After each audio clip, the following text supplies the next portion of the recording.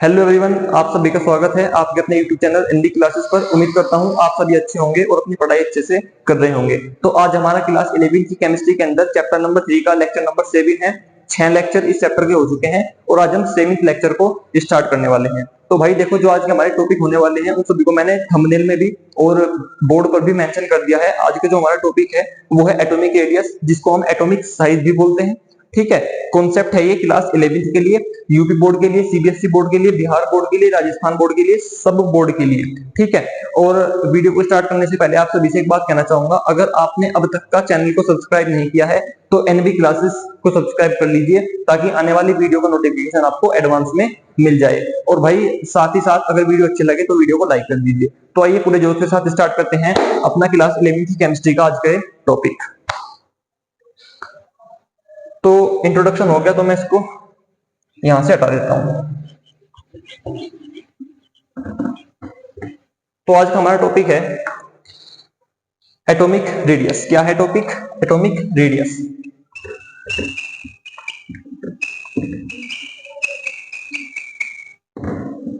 इसको हम atomic size भी बोलते हैं, कुछ बुक्स में आपको एटॉमिक साइज भी लिखा हुआ मिल जाएगा।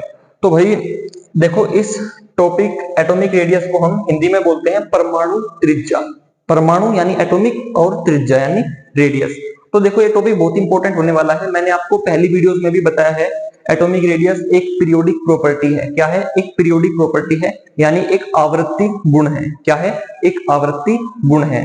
तो इसको देखो, हम पहले समझेंगे कि एटॉमिक रेडियस होती क्या है, फिर हम इसके क्वेश्चंस को लगाएंगे। ठीक है, क्वेश्चंस को सोल्व करने की ट्रिक समझेंगे और साथ ही साथ कुछ कॉन्सेप्ट समझेंगे जिससे हम क्वेश्चन को इजी तरीके से सोल्व कर सकते हैं। तो आइए देख लेते हैं। तो एटॉमिक रेडियस होती क्या है? देखिए, सबसे पहले आप जानते होंगे कि जो एटम होता है, एटम के सेंटर में न्यूक्लियस होता है। क्या होता है?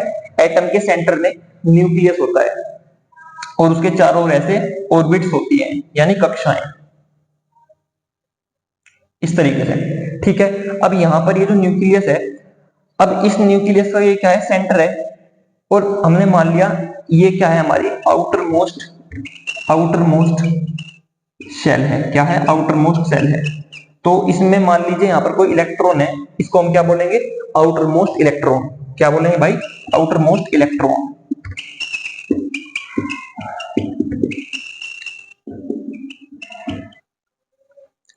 अब ये हमारा आउटर मोस्ट इलेक्ट्रॉन है। तो थ्योरी क्या कहती है? थ्योरी कहती है कि किसी भी एटम के न्यूक्लियस के सेंटर से, किसी भी एटम के न्यूक्लियस के सेंटर से, सेंटर ये हो गया उसके, उस एटम के आउटर मोस्ट इलेक्ट्रॉन तक की दूरी, उस एटम के आउटर मोस्ट इलेक्ट्रॉन तक की दूरी क्या होती है? उस एटम की एटॉमिक रेडियस। तो यहां से लेकर के यहां तक की जो डिस्टेंस होगी उसको मैं बोल दूंगा आर, और ये आर यहां पर क्या है? Atomic radius. क्या है भाई? एटॉमिक रेडियस है। तो दोबारा सुनिए, किसी परमाणु के नाभिक के केंद्र से, लिख लीजिए डेफिनेशन को, किसी परमाणु के नाभिक के केंद्र से उस परमाणु में उपस्थित बाह्यतम इलेक्ट्रॉन, यानी आउटर मोस्ट इलेक्ट्रॉन को हिंदी में बाह्यतम इलेक्ट्रॉन बोलते हैं। तो आउटर मोस्ट इलेक्ट्रॉन तक की दूरी उस परमाणु की परमाणु त्रिज्या कहलाती है। सिंपल डेफिनेशन है, अगर कोई भी परमाणु त्रिज्या की डेफिनेशन पूछे तो आप वहां पर इसको लिख सकते हो। किसी परमाणु में नाभिक के केंद्र से आउटर मोस्ट इलेक्ट्रॉन तक की दूरी उस परमाणु की परमाणु त्रिज्या कहलाती है। ठीक है, अब जो एटम है, एटम को भाई हम क्या मानते हैं? एटम को रदरफोर्ड ने एक स्फीयर माना, एक गोला माना। तो गोले में हम किसके बारे में डिस्कस करते हैं? गोले में हम त्रिज्या के बारे में डिस्कस करते हैं। तो जाहिर सी बात है, इसलिए एटॉमिक रेडियस को यहाँ पर पढ़ना जरूरी है, क्योंकि एटॉमिक स्फीयर है।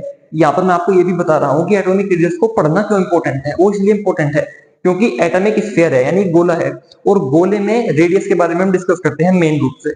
तो इसलिए मैं यहाँ पर ये टॉपिक इंपॉर्टेंट बनता है, एटॉमिक रेडियस। तो एटॉमिक रेडियस क्या है? न्यूक्लियस के सेंटर से आउटर मोस्ट इलेक्ट्रॉन तक की दूरी किसी भी एटम की एटॉमिक रेडियस है। ठीक है, इतना आपको क्लियर हो गया होगा। अब इस डायग्राम को आप वहां पर बना सकते हो।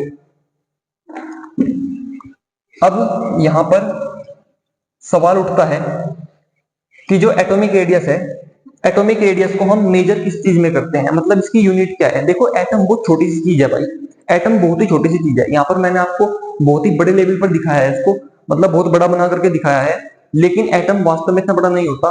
एटम हम बिना किसी स्पेशल टेक्निक के एटम को अपनी केवल आई से देख नहीं सकते हैं। तो इसलिए एटम क्या है, बहुत ही बड़ी बहुत ही छोटी चीज है।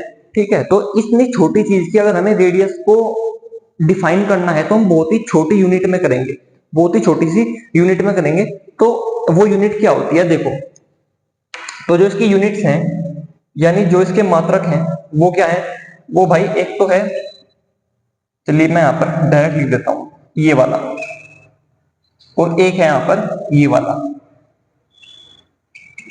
तो ये दो मेन यूनिट्स हैं किसी एटम की एटॉमिक रेडियस को डिफाइन करने के लिए, एक तो ये वाला और एक ये वाला। देखो इसको बोला जाता है एंगस्ट्रॉम। क्या बोला जाता है भाई, एंगस्ट्रॉम बोला जाता है, और इसको बोला जाता है पिकोमीटर, पिकोमीटर। ठीक है, एंगस्ट्रॉम और पिकोमीटर। अब ये बहुत ही छोटी छोटी यूनिट है, ये रेडियस को डिफाइन करने के लिए, किसी भी डिस्टेंस को डिफाइन करने के लिए क्या है, बहुत ही छोटी छोटी सी यूनिट्स हैं। जैसे मैं आपको बताता हूं, जो एंगस्ट्रॉम है, 1 angstrom is equal to 10⁻⁻10 metre.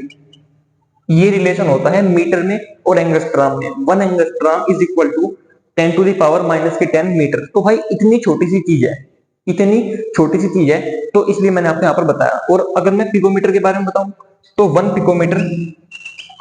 Picometre is equal to 10⁻⁻12 metre. 1 picometre is equal to 10⁻⁻12 metre. तो देखो मीटर में ये यूनिट्स कितनी छोटी हैं, ये क्वांटिटी मीटर में कितनी छोटी है, तब जाकर के वो 1 एंगस्ट्रॉम और 1 पिकोमीटर बैठता है। तो इसलिए हम जो एटॉमिक रेडियस होती है वो नॉर्मली आपको बुक्स में जो मिलेगी वो पिकोमीटर में और एंगस्ट्रॉम में मिलेगी। ठीक है, तो ये आपकी यूनिट्स हो गई और एटॉमिक रेडियस की डेफिनेशन हो गई। अब हम देख लेते हैं कि जो हमारी एटॉमिक रेडियस है उसका पीरियोडिक ट्रेंड। पीरियोडिक ट्रेंड मतलब, पीरियोडिक ट्रेंड का मतलब है भाई, जब हम पीरियोडिक टेबल में उसका ट्रेंड चेक करते हैं। देखो पीरियोडिक टेबल में किसी भी पीरियोडिक प्रॉपर्टी का ट्रेंड चेक किया जाता है, मतलब वो किस तरीके से डिक्रीज इंक्रीज होती है, तो उसको हम पीरियोडिक ट्रेंड या पीरियोडिसिटी बोलते हैं, या तो पीरियोडिक ट्रेंड बोलते हैं या पीरियोडिसिटी बोलते हैं। वो हम ग्रुप में भी चेक करेंगे और पीरियड में भी चेक करेंगे। तो आओ चेक करते हैं।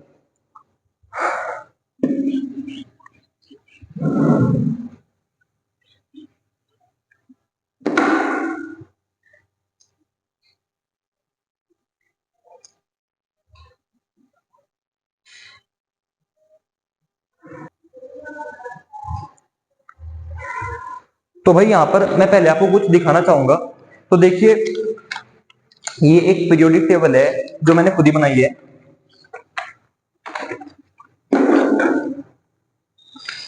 यहाँ पर आप लोग इसको देख सकते हो। देखिए यहाँ पर आपने इसको आपको यहाँ पर इसमें कोई स्पेसिफिक चीज को नोट नहीं करना है, केवल एक थोड़ी सी बात समझनी है। क्या, देखिए ये जो पीरियोडिक टेबल है, इस पीरियोडिक टेबल के अंदर मैंने आपको बताया था ये वाली हमारी मॉडर्न पीरियोडिक टेबल है। क्या है, मॉडर्न पीरियोडिक टेबल है। इसमें यहाँ पर 18 ग्रुप हैं, 1 2 3 4 5 6 7 8 ऐसे करके 18 ग्रुप हैं। और भाई 7 ऐसे हॉरिजॉन्टल पीरियड है। क्या है, 7 हमारी हॉरिजॉन्टल लाइन है जिनको हम पीरियड बोलते हैं। और ये नीचे क्या है, एफ ब्लॉक है। तो यहाँ पर आप लोग एक बात को नोट करो, यहाँ पर 118 एलिमेंट रखे गए हैं। तो 118 एलिमेंट की अलग अलग एटॉमिक रेडियस होगी। तो भाई ये बात मैं आपको पहले ही क्लियर कर दूं कि एटॉमिक रेडियस को निकालने के लिए कोई भी स्पेसिफिक फॉर्मूला नहीं है। एटॉमिक रेडियस को बिल्कुल एक्यूरेट फाइंड करने के लिए कोई ऐसे फॉर्मूला नहीं बनाया गया है भाई आपके लेवल पर, कि वहां पर आपको क्वेश्चन दिया जाएगा और उसमें कुछ डाटा दिया जाएगा, आप उसमें पुट करोगे आपकी एटॉमिक रेडियस निकल जाएगी। तो आपके लिए ऐसा कोई फॉर्मूला नहीं है। आपको केवल एटॉमिक रेडियस की डेफिनेशन को पढ़ना है और उसके पीरियोडिक ट्रेंड को पढ़ना है। तो यहाँ पर हम क्वेश्चन यहीं से बनते हैं। हम यहाँ पर क्या देखेंगे कि देखो अगर हम इधर से इधर की ओर चले, अगर हम ऐसे चले तो इसको हम बोलते हैं लेफ्ट टू राइट चलना। क्या बोलते हैं भाई, लेफ्ट टू राइट चलना। और अगर हम ऊपर से नीचे चले, ऊपर से नीचे चले तो उसको हम क्या बोलते हैं, उसको हम बोलते हैं अप टू डाउन चलना, यानी ऊपर से नीचे चलना। तो हम चेक करेंगे जब हम लेफ्ट टू राइट चलते हैं पीरियोडिक टेबल में, तो परमाणु त्रिज्या किस प्रकार से अपना ट्रेंड शो करती है, वो किस प्रकार से बदलती है, उसमें इंक्रीजमेंट आता है, डिक्रीजमेंट आता है। और जब हम अप टू डाउन चलते हैं तो तब भी हम ये देखेंगे कि उसमें किस प्रकार से इंक्रीजमेंट या डिक्रीजमेंट आता है। तो सारी पीरियोडिक प्रॉपर्टी में हम ये चीज देखेंगे कि उनमें किस प्रकार से ट्रेंड या मतलब इंक्रीजमेंट डिक्रीजमेंट आता है लेफ्ट टू राइट चलने पर, अप टू डाउन चलने पर। तो यही बात बस मुझे आपको यहाँ पर बतानी थी। अब हम सबसे पहले देख लेते हैं एटॉमिक रेडियस में पीरियोडिक ट्रेंड। क्या देख लेते हैं भाई, पीरियोडिसिटी। इसको हिंदी में बोलते हैं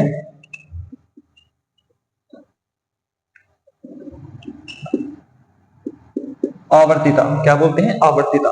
तो इससे तो अच्छा भाई इंग्लिश नाम ही है। ठीक है, तो हम पहला वाला देख लेते हैं, इन पीरियड। इन पीरियड या हिंदी में लिख दो आवर्त में। आवर्त में हम कैसे देखेंगे, मैंने आपको बताया था left to right, left to right. तो हम देखेंगे जब हम किसी भी पीरियड के अंदर, भाई देखो ग्रुप के अंदर तो हम लेफ्ट टू राइट चल नहीं सकते, ग्रुप के अंदर आप कैसे चलोगे, तो पीरियड के अंदर चलेंगे। तो जब भी हम किसी पीरियड में यानी किसी आवर्त में लेफ्ट टू राइट चलते हैं, जब भी हम किसी पीरियड में यानी किसी आवर्त के अंदर लेफ्ट टू राइट चलते हैं, तो ट्रेंड किस प्रकार से आता है। तो या फिर यहां पर सॉरी एक चीज रह गई है, वो मैं आपको पहले बता देता हूं।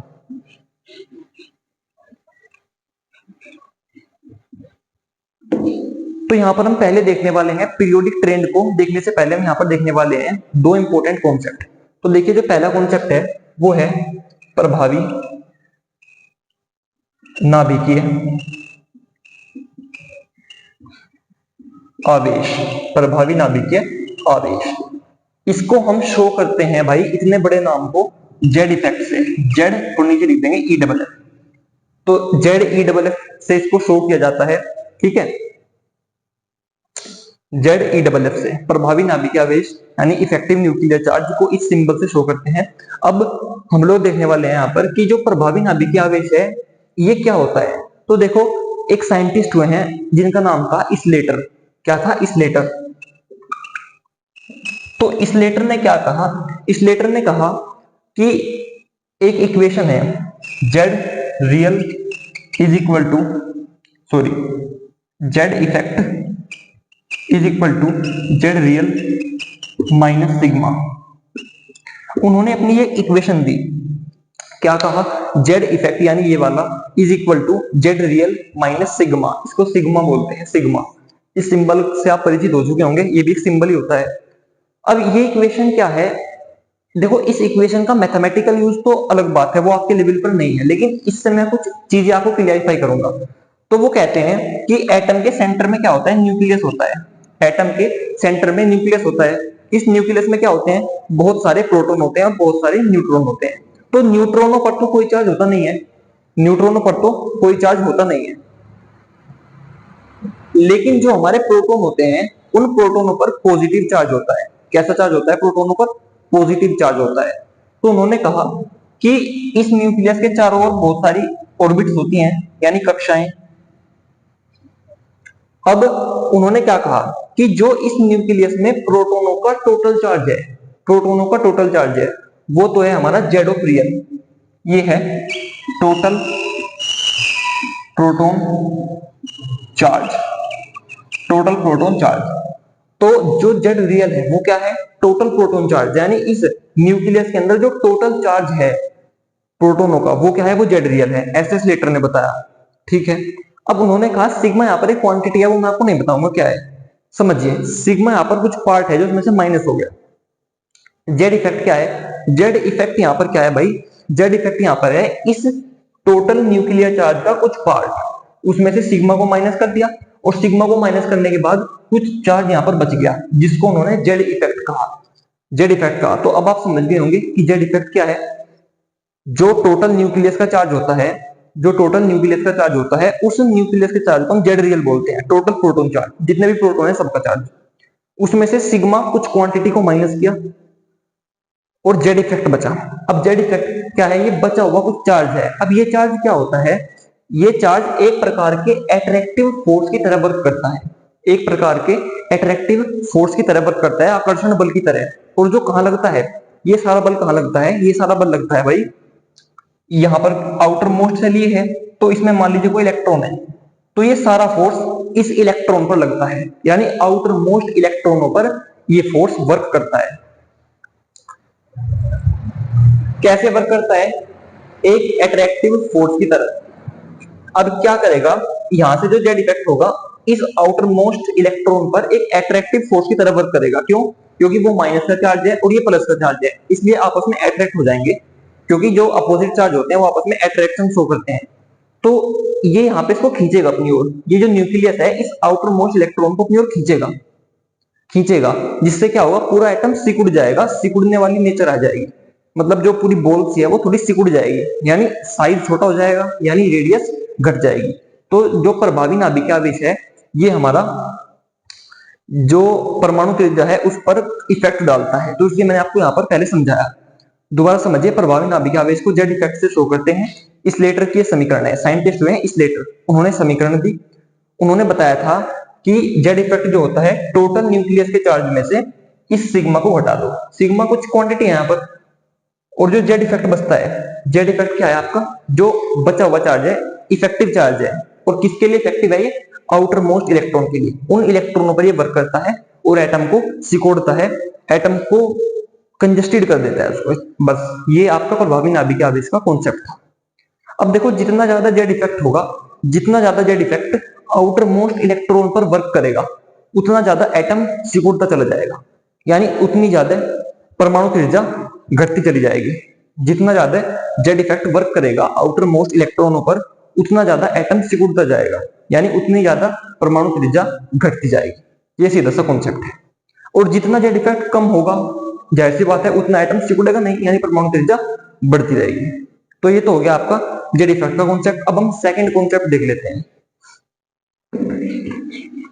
देखो भाई, ये जो कॉन्सेप्ट है एटॉमिक रेडियस के जो पीरियोडिसिटी है किस प्रकार से वो बढ़ती घटती है, उसको समझने में आपकी हेल्प करेंगे, बस और कुछ नहीं। सेकंड कॉन्सेप्ट है भाई परिरक्षण प्रभाव। परिरक्षण प्रभाव।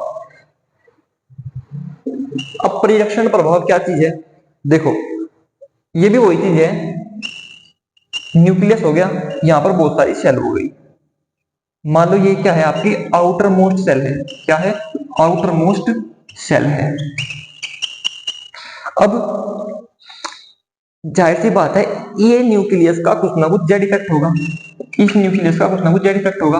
भाई जो टोटल चार्ज है उसमें से सिग्मा को माइनस करने के बाद अकॉर्डिंग टू स्लेटर वाली इक्वेशन, स्लेटर्स इक्वेशन, उसके अनुसार यहाँ पर क्या होगा, कुछ ना कुछ जेड इफेक्ट बचेगा जो इस आउटर मोस्ट इलेक्ट्रॉन पर वर्क करेगा, उसको अपनी ओर खींचेगा। लेकिन जेड इफेक्ट में कमी भी आ सकती है, और वो कमी किसके कारण आती है, वो कमी आती है परिरक्षण प्रभाव के कारण। परिरक्षण प्रभाव के कारण जेड इफेक्ट में कभी कभी कमी भी आ जाती है। कैसे, देखो यहां पर भाई जो ये आउटर मोस्ट इलेक्ट्रॉन है इससे पहले भी भीड़ भरी पड़ी है। ठीक है, जो आउटर मोस्ट इलेक्ट्रॉन है उससे पहले भी भीड़ भरी पड़ी है। अब कहां भरी पड़ी है, यहां पर आउटर मोस्ट इलेक्ट्रॉन से पहले भी बहुत सारे ऑर्बिटल्स हैं, बहुत सारी कक्षाएं हैं, बहुत सारे इलेक्ट्रॉन है, सब भरा पड़ा है। तो ये सब क्या करेंगे, ये सब मिलके एक साथ हो जाएंगे और इस न्यूक्लियस के जेड इफेक्ट को, इस इफेक्टिव चार्ज को इस न्यूक्लियस तक पहुंचने में एक तरीके का रेजिस्टेंस जनरेट करेंगे, एक तरीके का रेजिस्टेंस जनरेट करेंगे। यहां पर जो ऑर्बिटल्स हैं, जो सबशेल्स हैं, ठीक है, वो सब क्या करेंगे, इस जेड इफेक्ट को इस न्यूक्लियस तक पहुंचने में, सॉरी इस जेड इफेक्ट को इस आउटर मोस्ट इलेक्ट्रॉन तक पहुंचने में एक रेजिस्टेंस को जनरेट कर देंगे, कम कर देंगे। इस जेड इफेक्ट को यहां तक पहुंचता पहुंचता कम हो जाएगा, इसकी रेंज कम कर देंगे, बस ये बात है, जिसके कारण हमारा जो जेड इफेक्ट है वो कम हो जाएगा। यानी अब आउटर मोस्ट इलेक्ट्रॉन पर इतना ज्यादा अट्रैक्टिव फोर्स नहीं लगेगा, यानी परमाणु त्रिज्या नहीं घटेगी या बहुत कम घटेगी। ठीक है, अब परिरक्षण प्रभाव में आपको एक बात याद रखनी है, ये पॉइंट ये मैंने आपको पहले भी चैप्टर में बताया है। एसपीडीएफ जो हमारा एस वाली सबसेल होती है, एस सबसेल का सबसे ज्यादा होता है शील्डिंग इफेक्ट, फिर पी का कम, फिर डी का कम, फिर एफ का कम। ये बात आपसे पूछी जा सकती है। तो शील्डिंग इफेक्ट का क्या काम है, शील्डिंग इफेक्ट का काम है इसकी कामयाबी को रोकना, इसकी कामयाबी को रोकना। जैसे डिस्ट्रैक्शन का काम है आप सबकी स्टडी को अवरुद्ध करना, ऐसे ही परिरक्षण प्रभाव का क्या काम है, परिरक्षण प्रभाव का काम है जेड इफेक्ट का इस तक पहुंचने में कमी करना, जेड इफेक्ट को डिक्रीज करना, बस। तो ये हमारा परिरक्षण प्रभाव और जेड इफेक्ट के बारे में दोनों कॉन्सेप्ट हो गए। अब हम पढ़ते हैं परमाणु त्रिज्या में पीरियोडिसिटी, यानी वो किस प्रकार से बढ़ती घटती है।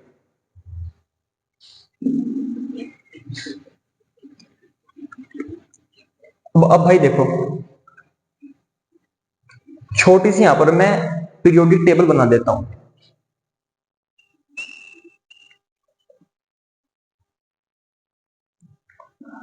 ये एस ब्लॉक हो गया, डी ब्लॉक हो गया, ये पी ब्लॉक हो गया, और भाई ये हो गया आपका एफ ब्लॉक। ठीक है, तो हम जानते हैं जो ऐसे वाली लाइन होती है वो पीरियड होती है, और जो ऐसे वाली लाइन होती है वो ग्रुप होती है। क्या होती है? ग्रुप होती है। अब अब बात क्या है? बात है जो ये पीरियड है, पीरियड में जब हम, ये लेफ्ट साइड है भाई आपके अनुसार, ये लेफ्ट है और ये राइट है, तो जब हम लेफ्ट टू राइट चलते हैं तो क्या होगा? देखिए पहला पॉइंट, आवर्त में, तो देखो जैसे ही हम लेफ्ट से राइट चलने पर या बाएं से दाएं चलने पर परमाणु त्रिज्या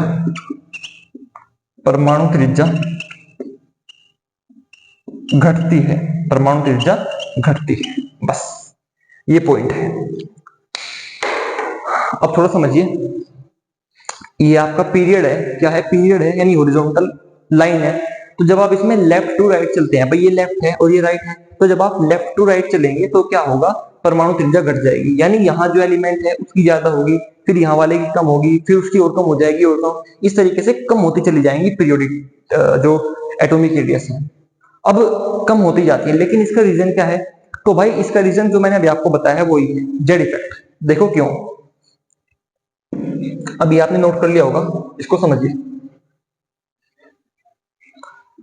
अब अगर मैं बात करता हूं लेफ्ट टू राइट की, एल टू आर मतलब लेफ्ट टू राइट, तो भाई लेफ्ट टू राइट चलने पर, लेफ्ट टू राइट चलने पर क्या होगा? जो नंबर ऑफ शेल्स हैं, नंबर ऑफ शेल्स हैं वो कांस्टेंट रहेंगी।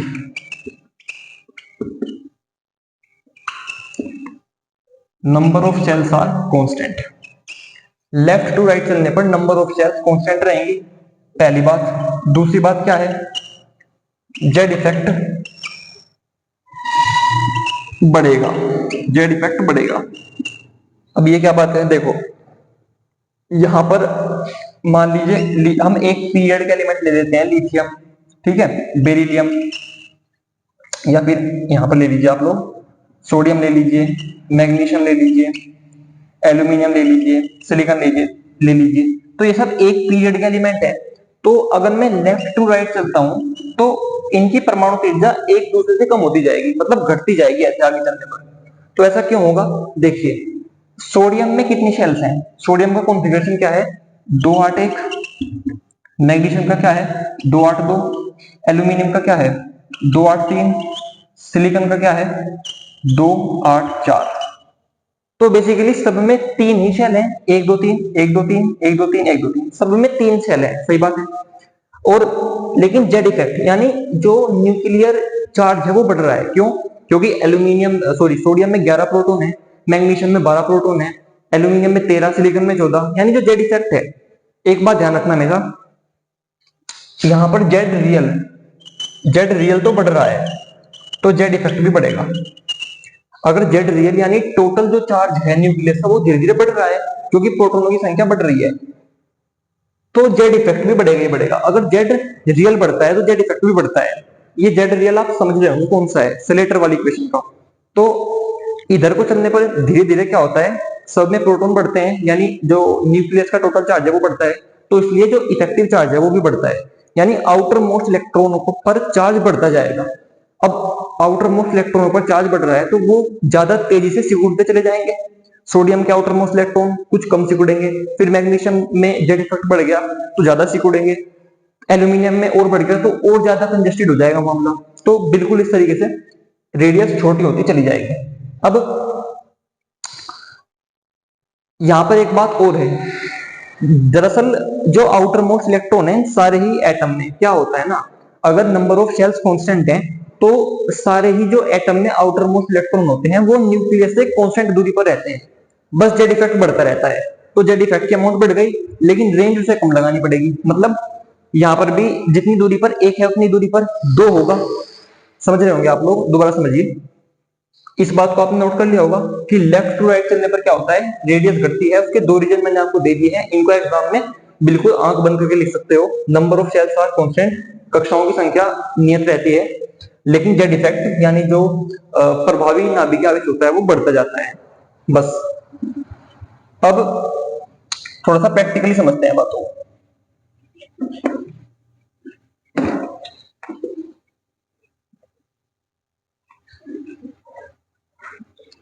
तो देखो यहां पर हम सोडियम की बात करेंगे, मैग्नीशियम की, ठीक है, एल्यूमिनियम की, सिलिकॉन की। तो ये सब एक ही पीरियड के एलिमेंट है भाई। तो देखो यहाँ पर जो कॉन्फ़िगरेशन है वो 2 8 1 है, यहाँ पर 2 8 2 है, यहाँ पर 2 8 3 है, यहाँ पर 2 8 4 है इलेक्ट्रॉनिक विन्यास। तो न्यूक्लियस, सबका न्यूक्लियस, इसका न्यूक्लियस, इसका न्यूक्लियस। तो यहाँ पर 2 वाली सेल 8 और 1, फिर वही 2 8 2, 3 3 सेल होंगी सब में, भाई सब में 3 3 सेल है।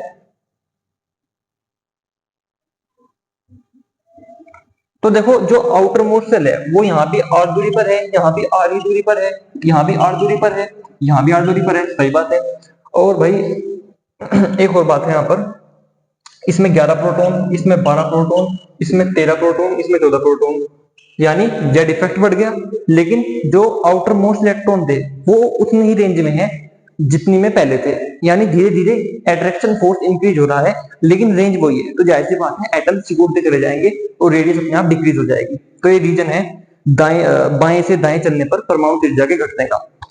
तो इस तरीके से आप लोग एग्जाम में लिख सकते हो कि बाएं से दाएं चलने पर जो परमाणु त्रिज्या होती है वो घटती है। और क्यों घटती है? क्योंकि जो नंबर ऑफ सेल्स होती हैं, कक्षाओं की संख्या नियत रहती है और प्रभावी नाभिकीय आवेश बढ़ता रहता है। बस ये रीजन है सिंपल सा। अब अब हम देख लेते हैं इन ग्रुप में। तो ग्रुप में बहुत इंपॉर्टेंट है भाई, देखो ग्रुप में थोड़ा सा और माइंड लगाना पड़ेगा आपको।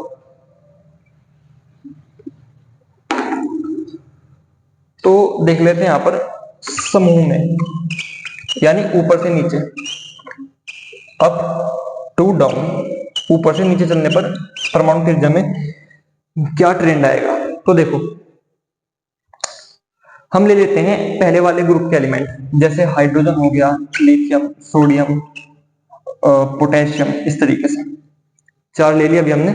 अब देखो यहां से अगर मैं हाइड्रोजन से पोटेशियम तक चलता हूं तो जो रेडियस है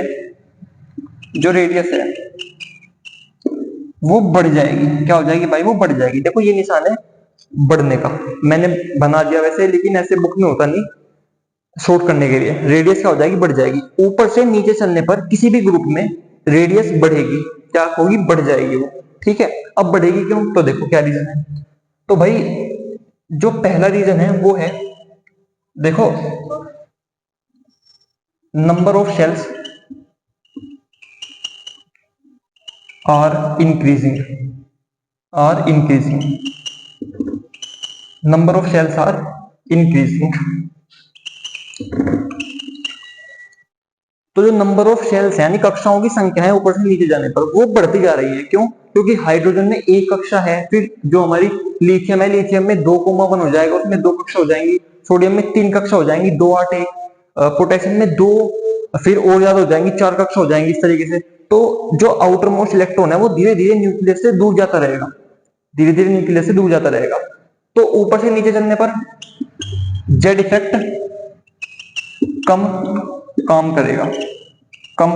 क्यों? देखो ऊपर से नीचे चलने पर जेड इफेक्ट बढ़ रहा है, हम जानते हैं इस बात को, ऊपर से नीचे चलने पर जेड इफेक्ट बढ़ रहा है। तो फिर आप कहोगे कि भैया अगर जेड इफेक्ट बढ़ रहा है तो रेडियस क्यों नहीं घट रही? रेडियस फिर भी बढ़ रही है, लेकिन आपने तो कहा था कि जेड इफेक्ट बढ़ने पर रेडियस घटेगी। तो भाई रीजन यही है कि नंबर ऑफ सेल्स भी तो इंक्रीजिंग हो रही है, मतलब आउटर मोस्ट इलेक्ट्रॉन धीरे धीरे दूर जा रहा है। पीरियड में तो वो सेम डिस्टेंस पर रहता था, केवल जेड इफेक्ट बढ़ता था, लेकिन outer most electron same distance पर रहता था। लेकिन यहाँ पर आउटर मोस्ट इलेक्ट्रॉन हर बार दूर जा रहा है धीरे धीरे। इसका साइज इसमें केवल 1 होगा, इसमें 2,1 होगा, इसमें 2 8 1 होगा, इस तरीके से। तो आउटर मोस्ट इलेक्ट्रॉन धीरे धीरे दूर जा रहा है, इसलिए जेड इफेक्ट कम काम करेगा। जेड इफेक्ट बढ़ेगा, बेशक बढ़ेगा ऊपर से नीचे चलने पर, लेकिन वो काम ही नहीं कर पाएगा। क्यों? क्योंकि जो न्यूक्लियस से आउटर मोस्ट इलेक्ट्रॉन है वो बहुत दूर चला गया, धीरे धीरे दूर जा रहा है। तो जेड इफेक्ट कितनी भी मेहनत कर ले वो ज्यादा काम नहीं कर पाएगा, थोड़ा ही काम कर पाएगा, यानी जेड इफेक्ट का इफेक्ट यहाँ पर कोई लग नहीं पाएगा, इसलिए रेडियस ऊपर से नीचे चलने पर बढ़ जाएगी। तो रेडियस का ऑर्डर क्या होगा? हाइड्रोजन की सबसे कम, फिर लिथियम की ज्यादा है, फिर सोडियम की उससे ज्यादा है, पोटेशियम की उससे ज्यादा है, इस तरीके से। तो ये हमारा समूह में भी परिवर्तन हो गया रेडियस का, किस तरीके से होता है। यानी दो ही मेन मुद्दे हैं, एक तो जेड इफेक्ट और एक ये नंबर ऑफ शेल्स। इनके बेस पर आप समझा सकते हो एटॉमिक रेडियस कैसे घटती बढ़ती है, लेफ्ट टू राइट चलने पर, ऊपर से नीचे चलने पर। ठीक है, अब भाई आज हमने पीरियोडिक ट्रेंड को देख लिया।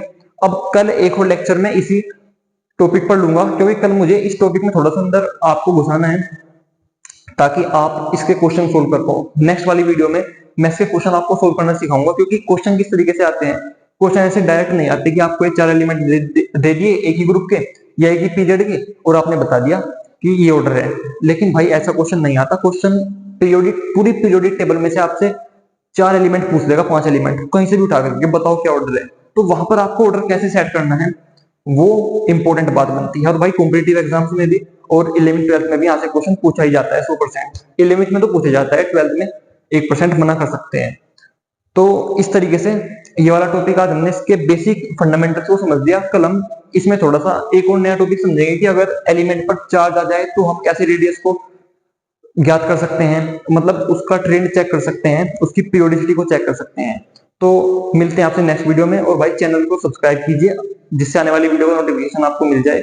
और अगर आपको कोई भी डाउट होता है, अगर आपको कोई भी डाउट होता है तो उसको आप लोग कमेंट में लिख दीजिए ताकि मैं उसका आंसर दे पाऊं, या तो वीडियो के माध्यम से या फिर कमेंट के माध्यम से।